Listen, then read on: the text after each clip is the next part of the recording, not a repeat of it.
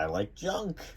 So this is the Game Informer magazines, and as you can see, got a lot of them.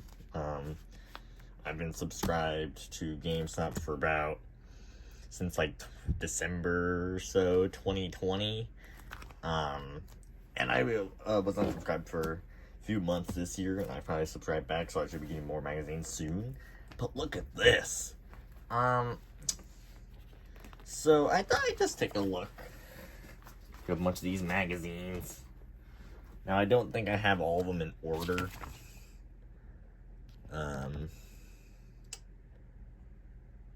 Because, yeah, no. These aren't in order. So I don't think I have all these in order, I think. I'm not sure. But they're still cool nonetheless. Like, you got Zelda. You got, like, pictures here that are pretty cool. And you have, like, writing about, like, some of the staff members, like, talking about video games and their times, at GameStop and their history of video games and all that junk. And they're pretty cool. Like, you can see, like, cool little, areas here of text, like, how old should your children be when you're introducing them to video games? What are their best styles to teach them when they're, young? Nintendo, pretty good, pretty good start. But generally these have kind of, like, tidbits about upcoming games, conversations from the actual developers of the game, or people who reviewed the game, and all that junk. And you have, like, art here, and Minecraft, and shut up, phone. Like Minecraft here. Another excellent entry point to 3D dimensional worlds, as it allows you to create with environment for you and your child to interact with. It's pretty cool. It even tells you about some video game news, like, when like Microsoft acquires Activision Blizzard. I don't know when that happened, to be honest. Oh, jeez. But there you go. Translating the game, remembering the legendary John Madden's impact on the sports video games by Brian Shea. Madden, Madden games. I've never been much of a Madden fan, but it's pretty cool. And here's one of my favorite bits of the magazines. It shows you cool stuff like the Game & Watch, The Legend of Zelda. Tiny and charming, Nintendo continues the celebration of its earliest handheld, the Zelda-themed Game & Watch. The angular corners and raised levels of raised bevels ably recall the old Game & Watch series, but the very small backlit color LCD screen is a notable step up from the old times. These full-length early franchise games are playable, including The Legend of Zelda 2, I can speak. The Legend of Zelda, Zelda 2, The Adventure of Link, and the original Game Boy version of Link's Awakening, along with 2 smaller games, a Link-themed version of Whack-A-Mole-esque Vermin, and a new timer game that lets you set a timer and battle an endless series of Zelda 2 enemies for a high score. All the games are solid ports, and it's lovely to have them all together in a compact package. But as the name implies, this is also a timekeeping device. Turn on the clock, and the current time of day is displayed in graphic titles on the game screen. Even as the AI version of Link happily roams and stabs his way through the background environments from the original game by plugging in the USB-C charge cable or another, since they include one is only a few inches long. You can set the system up on a desk or counter as an amusing animated time reference without battery life concerns. Simple and nostalgic, it's a callback of a device, even if the appeal is mainly for novelty's sake. $50 in Tab.com. Oh god. I actually always wanted a Game Boy. Not a Game Boy, a Game & Watch. And this would be really cool to have, like an arcade cabinet. I imagine those are expensive and take up a lot of space, but having like a bunch of these old classics like Atari VCS. I believe this came out 3 or so years ago, maybe 2, as like a remake sort of for the old Atari 20-something, the first Atari console. But it has like the analog pocket, the Pac-Man arcade bundle. It has all this retro stuff. This is the types of pages I love.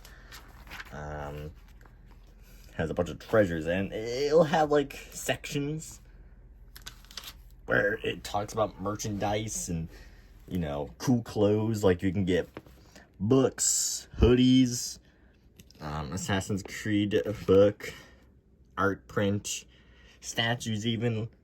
I know they feature like cool figurines and game controllers and chairs and all that stuff from time to time, and posters.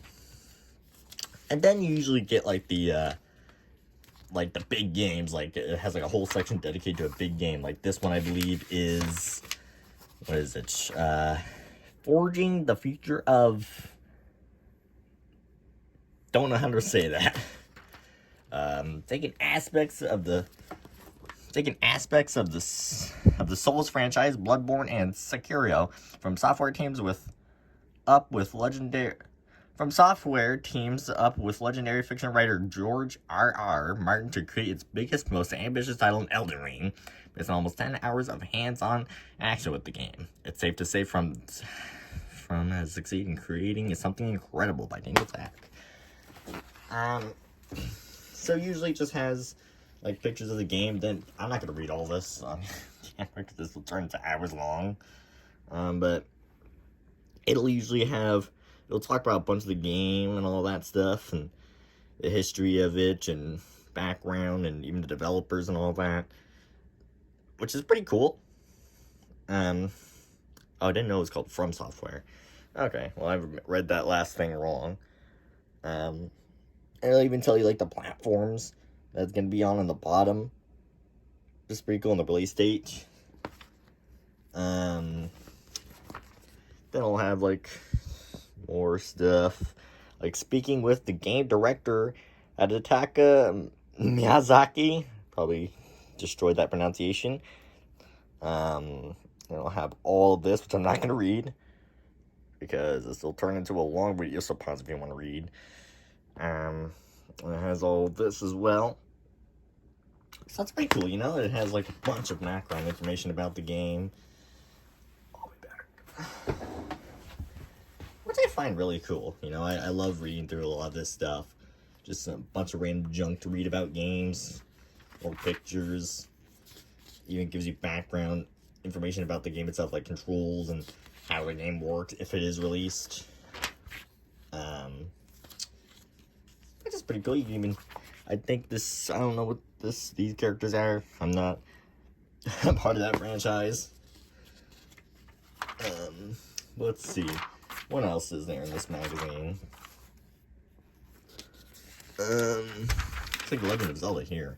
Well, I know it isn't, but it kind of looks like it. The riddle's wrapped in a mystery. Whoa, the long build-up is over as the series' most tantalizing villain makes her play Destiny 2: The Witch Queen by Matt Miller. So I'm guessing this is like Destiny 2. Anticipated games in 2022 and beyond. So you got Star Wars Eclipse, Planet of Lana, Avatar Frontiers of Pandora. And I think this is based off of the Avatar film series. It has like some pictures down here.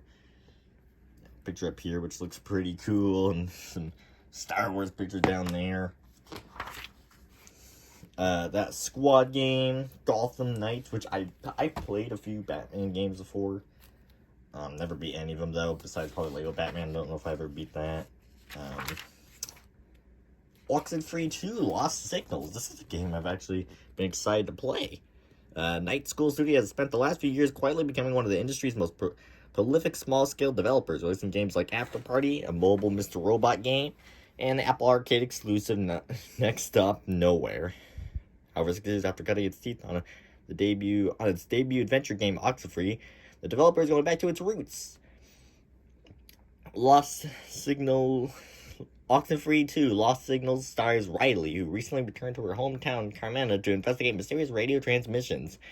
As expected from an Oxenfree sequel, Lost Signals looks full of atmospheric horror. It also looks much bigger than its predecessor, more closely resembling the comparatively...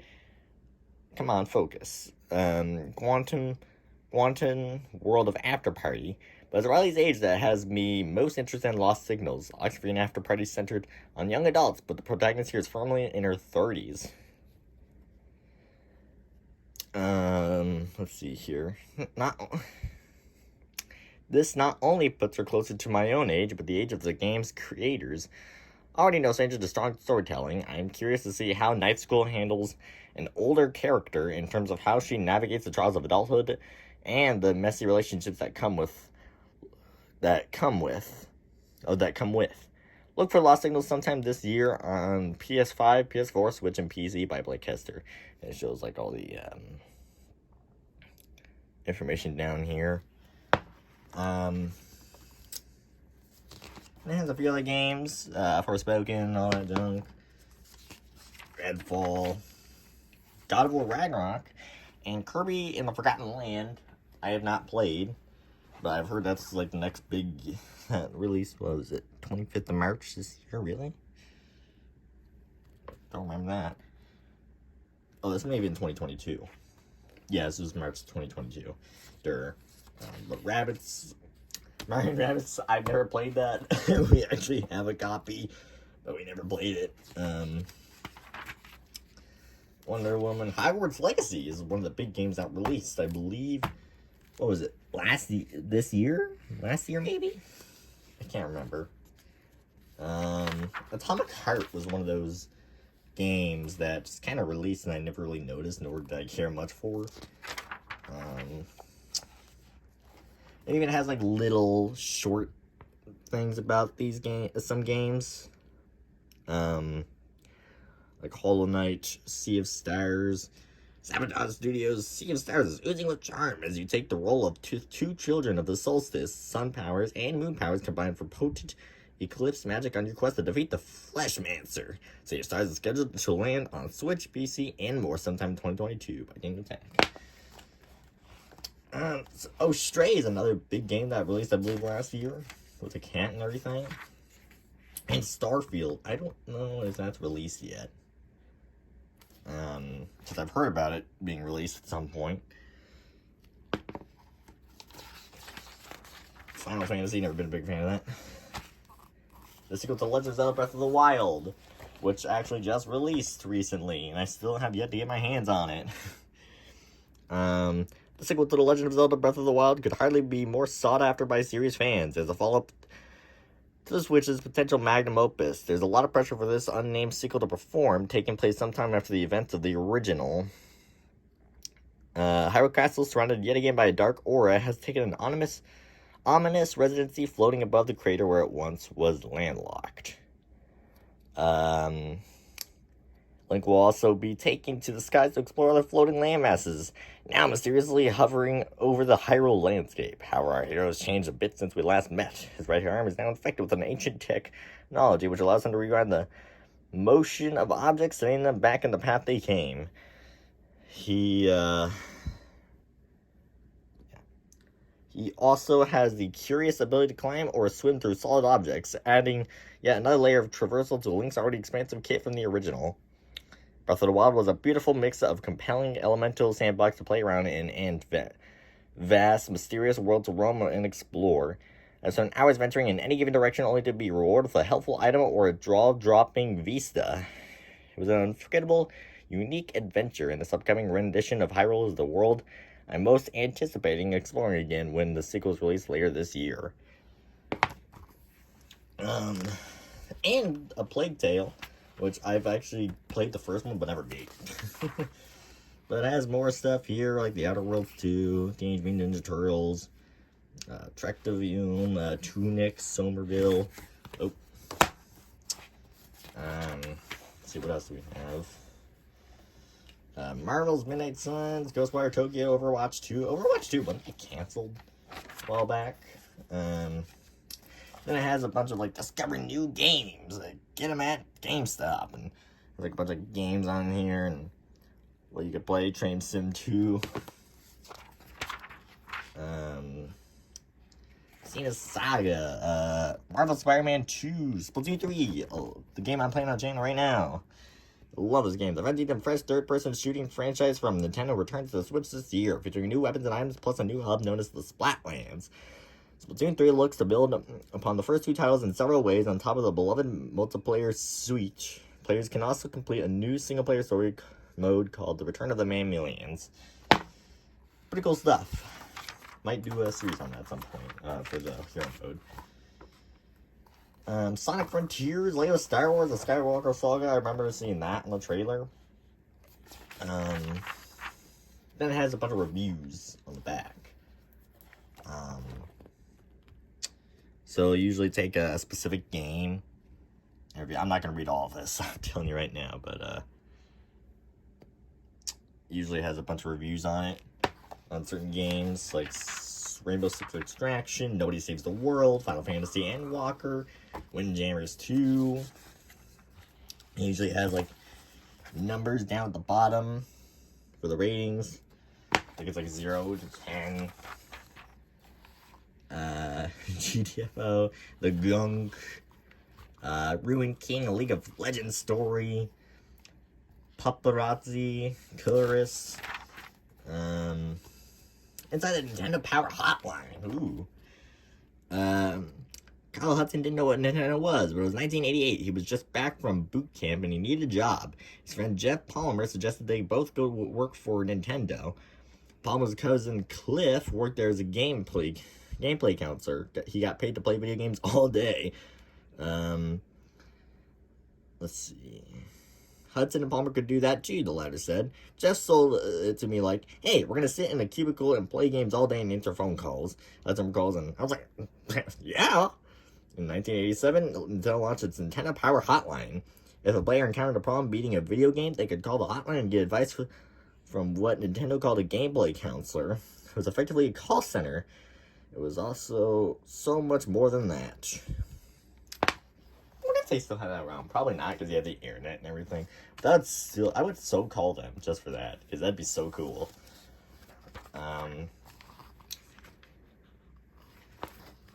By the time Nintendo shut down the hotline in By the time Nintendo shut down the hotline down in 2005, gameplay counselors had helped millions. It became a part of the video game industry, fondly remembered decades later by children that called. For some kids, gameplay counselors were heroes. They were literally people who got paid to play video games all day. For others, counselors were the first people in their lives to talk seriously with them about games. For many counselors themselves, the call center launched their careers, both within and outside of Nintendo. Despite not knowing what Nintendo was in 1988 when he applied, Hudson stayed with the company until 2012. More than 2 decades after taking his first call, he had worked his way up Nintendo's product testing manager. So yeah, it has like a whole thing about Nintendo Hotline, which is pretty cool. I honestly wish I could have been there at the time. It has even notes here. Not sure what this is all about. But yeah. I'll have some like pictures at the end and all that. Game Informer is really cool, in my opinion, to be honest. I love getting these things, because you get it like once a month, I think. Let me see here. This, I believe, is one of the latest ones I got. And it's about Dead Island 2. Stressed out. What does this one say? I haven't read this one either. Despite the mirror, I sometimes still find myself talking with someone who doesn't play games. As they wonder aloud why adults would engage in the hobby, much less work in the field. Setting aside the tacticalist and setting aside the tacticalness and implied insult to most of the people I work with on a professional basis, it always seems that like a strange argument, ignoring the idea that life without a bit of fun can be dark and overwhelming experience. Next. So that's pretty cool. And here, some magazines have this as well. This time it features toys for the Transformers. The Transformers, more than meets the eye. So it has a bunch of helmets and figurines and toys and all that, if you're into that kind of thing. Then it has contents, what it talks about on each page, I guess. So that's pretty cool. Let's see, I'm probably going to just skim more through this.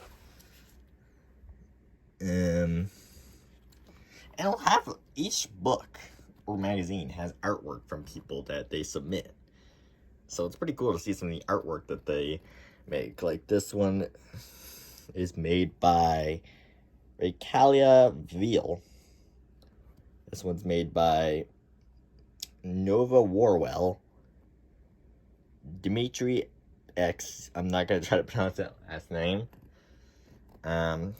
Cool one right here. Keith Pumphrey. Which is pretty cool. Here's some more art. By Abigail Vargas. Ooh, a cool Zelda one made by Sarah G. This one's made by Christopher Massey. Whatever this is. And it will say on the corner here, like, submit your art for a chance to win a prize. And all that stuff.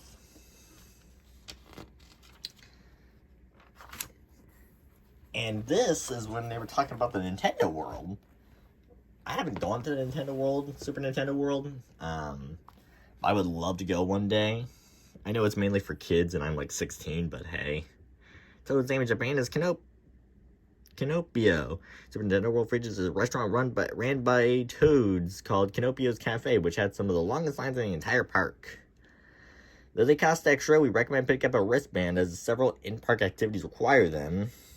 Bowser's Castle is one of the cooler buildings in the area, and it houses Mario Kart Koopa's Challenge, the best ride in the park. Here we go. Last year, Nintendo opened Super Nintendo World, a section of Universal Studios Japan in Osaka devoted to the iconic Super Mario series. During last month's Street Fighter VI cover trip, we decided to see the attractions for ourselves. From the moment we entered Super Nintendo World, it was an incredible experience. The immersion, sights, and all sounds maintain all the feeling that you're in the Mushroom Kingdom. Super Nintendo World is open now at Universal Studios Japan, but a different version is planned to open in early 2023 at Universal Studios Hollywood. Universal Orlando's version opens up in 2025 as a part of upcoming Universe Park. Capio's Cafe features all kinds of Mario-themed food items, including this question mark block. Not gonna try to pronounce that. There's that. To get to Super Nintendo World, you must walk through Universal Studios Japan's main area. Let's see what else they have here. By linking your wristband to the Universal Studios Japan app, you can track your progress through Super Nintendo World. Here you can earn stamps for visiting certain attractions, coins for bashing blocks, and keys for completing minigames. Those entering Super Nintendo World are greeted by a photo op with the color sign and a giant warp pipe serving as the park's entrance. And here, as I'm sure you've probably seen in videos on YouTube, or if you've gone yourself. So that's pretty cool. Oh, a couple more things here. The gold pole cake was the perfect way to end our Kinopio's Cafe meal. When you enter the park, you choose from several character-themed wristbands. That's pretty cool stuff. Then you have a bunch more junk all about Super Nintendo World, which is pretty cool. I know I say pretty cool a lot, but it really is to me. The giant warp pipe at the entrance drops you right into the lobby of Peach's Castle, complete with paintings of Battlefield, and Tiny Huge Island from Super Mario 64, which I barely played. The sun may have set on Super Nintendo World, but we had mini games to complete, such as this one where we needed to turn off ringing alarms before it woke this giant piranha plant. Whoa. The Super Mushroom Pizza Bowl didn't make us get any taller, but eating after a long afternoon of exploring the park, we felt like we earned an extra life. That's actually kind of cute. Though we entered through Peach's Castle, we loved seeing it from the outside throughout our time in Super Nintendo World. While on the slow-moving Yoshi's Adventure Ride, you encounter several characters, including Baby Mario and Kamek. Oh, would you look at that? we ran into some familiar faces immediately after landing in the Mushroom Kingdom. See Mario, Luigi right there. The entire park is full of impressive animatronics of recognizable characters like Yoshi, Shy Guys, Goombas, and Piranha Plants. The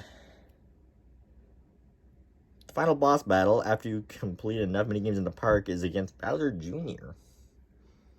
Look at him. The Yoshi's Adventure Ride is more of a moving tour than an actual ride, but it's still fun to become immersed in Yoshi's world. After you exit Peach's Castle, the stunning recreation of Mount Beanpole from Super Mario 3D World is the first thing that catches your eye. The mixed reality Mario Kart Koopa's Challenge ride stands out as the best attraction in Super Nintendo World. The interior of Canopio's cafe is impressive and features several scenes that play out through the digital windows of the restaurant.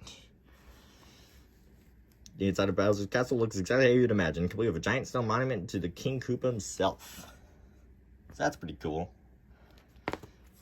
So usually each month, if there's something big going on, it'll usually be on like some of the front pages of the magazine. Cooking up puzzles, back alleys and side streets.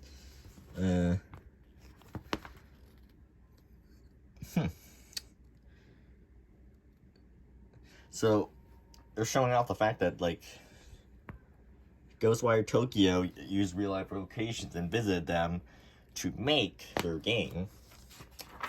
So you actually have real life locations that they visited in real life, which is pretty cool, you know? I think,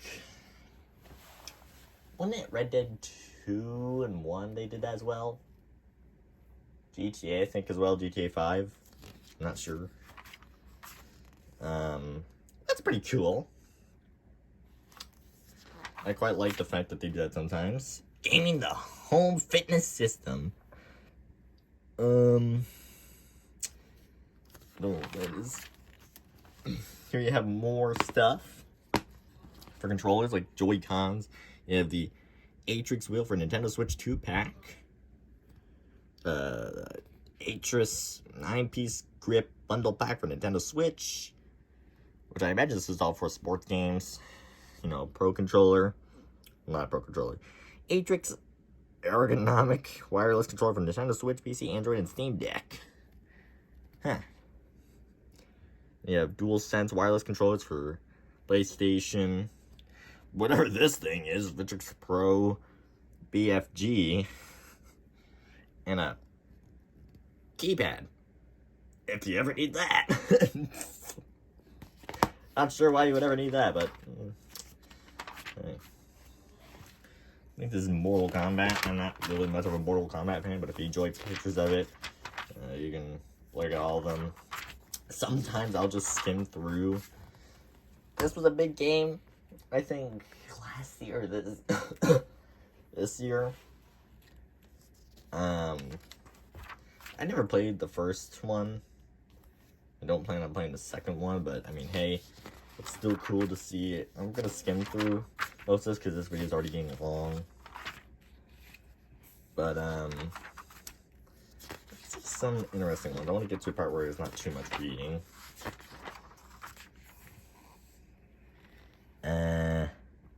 One Merry Voyage. Huh. A One Piece. I think it's an anime, isn't it? I finished the hour-long park of the One Piece anime this year. That's to say, I went and do a hands-on preview at the One Piece Odyssey with just a dash of One Piece knowledge. Knowing these are still 1,000 plus episodes to watch and catch up on the series, after roughly 2 hours of playing Odyssey, I am raring to jump back into the anime, and that's the best compliment I can give the game. It doesn't hurt that the Odyssey is looking like a great JRPG with a unique system, making playing easier for newcomers to RPGs and more dynamic for established fans. Not much of an RPG guy. But hey, if you're into JRPGs or RPGs, that's, you know, pretty cool. And then they've got previews. Once again, Star Wars Jedi Survivor, Atomic Heart, which you can see here. No, it might not be Atomic Heart. Atomic Heart is one of those video games where every time a new trailer comes out, it feels too good to be true. It looks too cool, too fun, too unique. Sometimes these games deliver, other times not so much. Being skeptical about Atomic Heart is valid, but so is being impressed and excitable about each trailer. Luckily, no matter how it checks out, we'll soon be able to play it ourselves. Atomic Heart will be released 21st of February 2023. Then they have more games here. New games, new year. Silent Hill 2. That sounds pretty exciting. Didn't they, like, cancel one of the Silent Hill games? We got Diablo, Forsaken, Goodbye World, A Space for the Unbound, Oni, Road to the Mightiest Oni, Botany Manor, reviews, like Marvel's Midnight Suns, Pokemon Scarlet and Violet, which I barely played. I'm hoping to get back into it at some point when I have more free time, but hey, if you want to look at some of these pictures, there you go. It's an 8.25 point score. Not bad. Sonic Frontiers is, like, Sonic is an iffy series to me. Like, it seems like that when they do put out good games, they're still, like, a bit iffy. But, you know, I don't know. I haven't really played much Sonic. Need for Speed, Callisto Protocol, Vampire Survivors, and then they have this. Like Atari 10, the Atari 50, the anniversary celebration. With Atari 50, the anniversary celebration, Digital Eclipse has set a new bar for future historical compilations of video games. The Digital Traveling Museum exhibit as the game bursts at the seams with nostalgia thanks to more than 100 playable games and hundreds of relics from the developer's vault. Huh. That's pretty cool, isn't it? Let's see, is there... Google Stadia, what went wrong? Oh no. Stadia looked like a sure thing. It offered an alternative to Steam. Instead of giving players a free service, it charged customers a measly $10 a month and gave them unlimited access to a growing library of games. This was the video game version of what Netflix brought to movies and Apple Music brought to music. But there was more. Backed by Google, one of the world's wealthiest and most tech-savvy corporations, Stadia would stream those games across desktops, laptops, tablets, televisions, and cell phones at a silky 60 frames per second with high-def resolution. There wouldn't be any slowdown because the games would run on a cloud as they played on your screen. Big promise to be sure, but this was Google, a company currently valued at about 1.17 trillion, a dominant player in the cloud, and the owner of YouTube. Streaming technology wouldn't be a problem, and neither would be advertising. Google launched Stadia in November 2019, a short 3 years later the company announced its plans to discontinue the video game service in 2023. Stadia was not the sure bet it once appeared to be. I never actually really played much Stadia, but I heard how it's like, you know, not all what it cracked up to be and all that junk.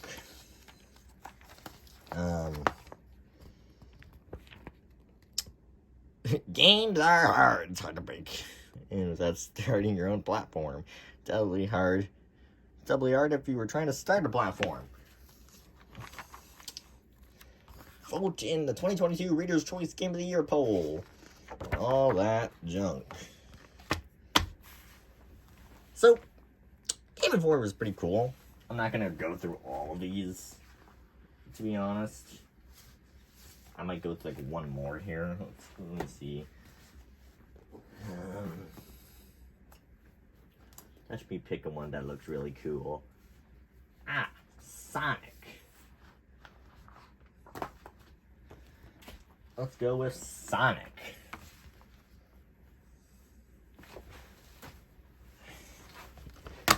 Sonic Frontiers. Got some cool art here. And a little lettering here.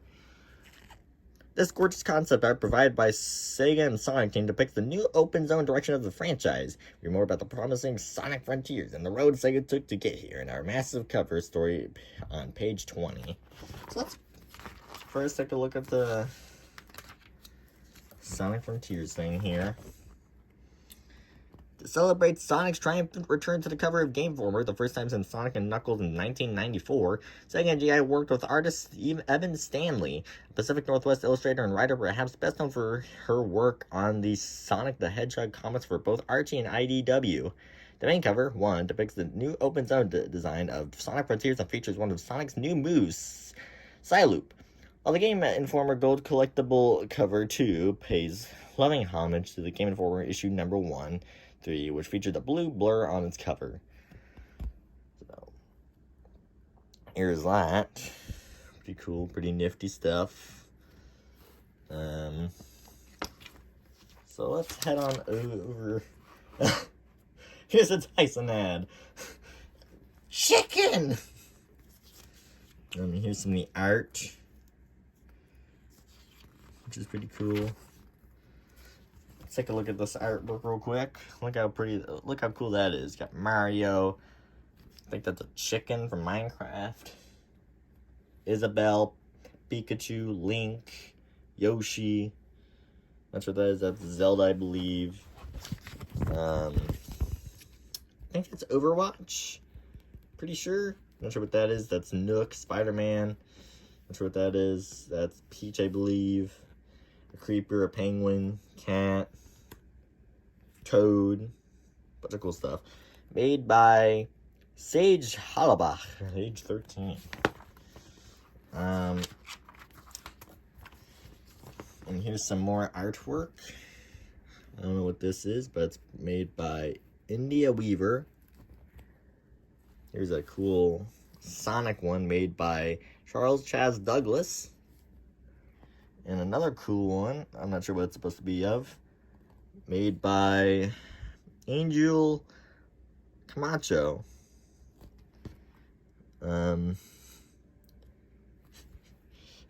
Oh, hardware shortage aside, is upgrading to the PS5 and or Xbox Series X/S worth it? Absolutely not worth it. Sonic the Hedgehog spin-offs. Ooh. Mario may have pioneered the kart racing genre, but Sonic had his share of success on the track. Team Sonic Racing is the most recent entry in the series, but the terrific Sonic and All-Stars Racing Transform is the pinnacle of Sonic's racing career. I actually adored Sonic All-Stars Racing Transformed on the Wii U. That is actually... I played more of that than I did Mario Kart, believe it or not. Long before Sonic joined the Super Smash Bros. Roster, he brawled with his friends in Sonic Battle, a Game Boy Advance fighting game with the combo-heavy mechanics, a fun story mode, and RPG-style progression. Right, and Sonic at the Olympic Games 2020 is the best version of the original Mario/Sonic crossover series thanks to retro-style 2D minigames, a great roster of characters, and a solid multiplayer party experience.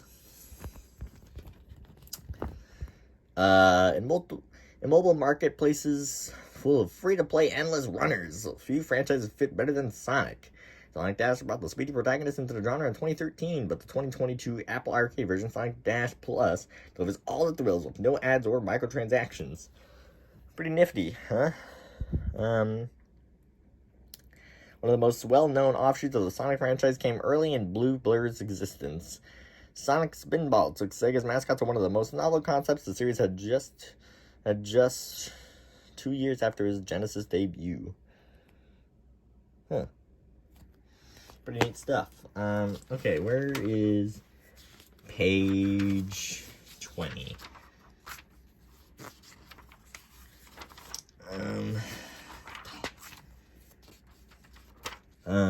The board game. Bloodborne, the board game. Resident Evil 3, the board game.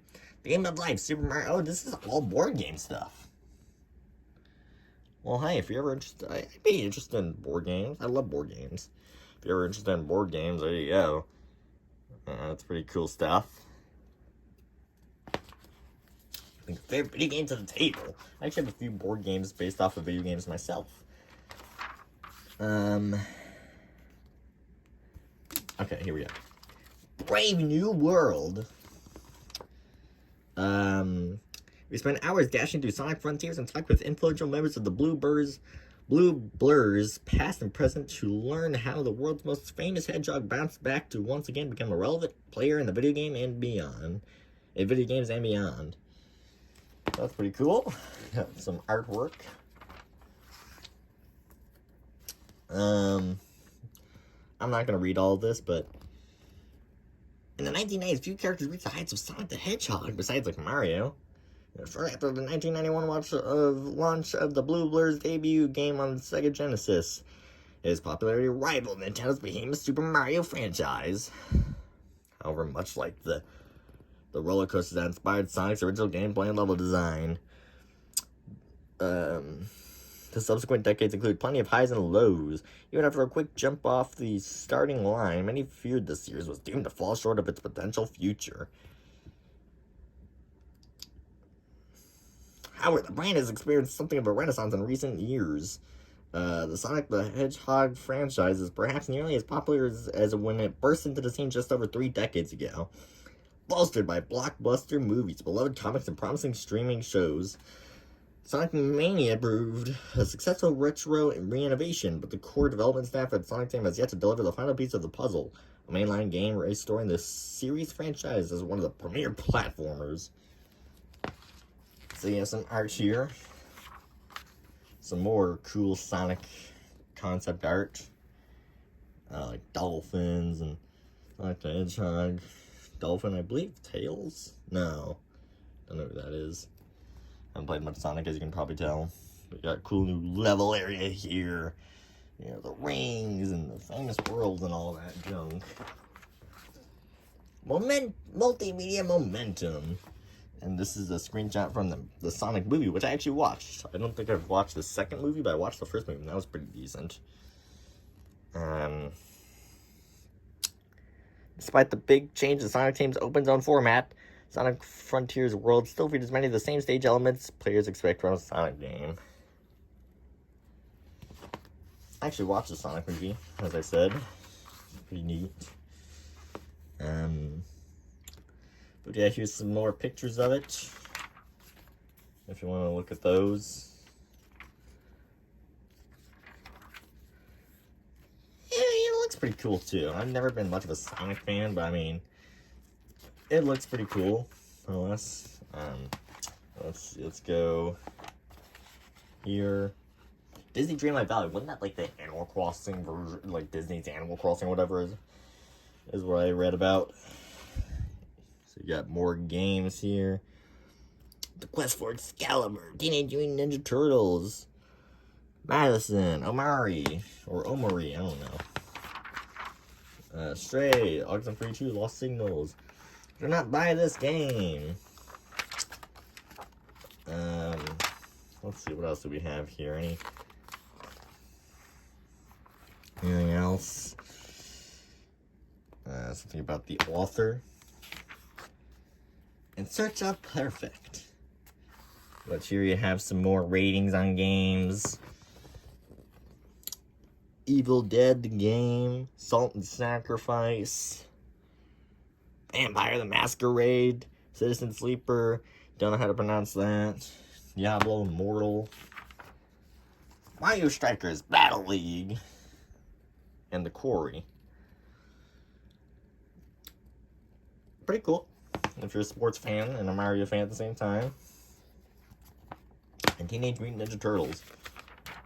The rest is just a bunch of random games like Pokemon Scarlet Violet, Witchbrook, Resident Evil 4 Remake, which just released recently, I believe a month or two ago. Do not buy this game. The Diamond Path, Wayward Strand, Final Fantasy, Street Fighter, Redfall, more gear like mics, computers, and stuff, and chairs. But yeah. Game Informer. Pretty cool if you're interested in reading random junk and seeing news about games and developer commentaries and all that stuff, and even just random merchandise that they suggest you could buy to upgrade your gaming experience and all that. So I mean, it's a pretty cool magazine. You can get digital and physical copies of the game. I prefer physical. I prefer to have it in my hand and be able to read it than just opening up my iPad or computer and reading it there. But I mean, whatever floats your boat, to be honest. But yeah, I still have a ton of these. And they're all pretty cool. So if you're interested in all that kind of junk, then you'd have to subscribe to GameStop. It's become a pro member to get this stuff, but pro member comes with its perks, like the $5 coupon. What else? You get sales, special sales from time to time. You get like exclusive, like, what do they call it? Like, you could get a console before a person who doesn't have the membership, like a new PS5 before the other guy does, and all that stuff. But for what it is, it's pretty cool to see news, developer commentary, you know, learning about the background of a game, the development of a game, history of a franchise, cool pictures that people submit, you know, and upcoming games and all that. So, you know, it gives you a lot, and I think it's well worth the money. I got plenty of them to go. more to come. But hey, who wouldn't want a bunch of magazines for video games?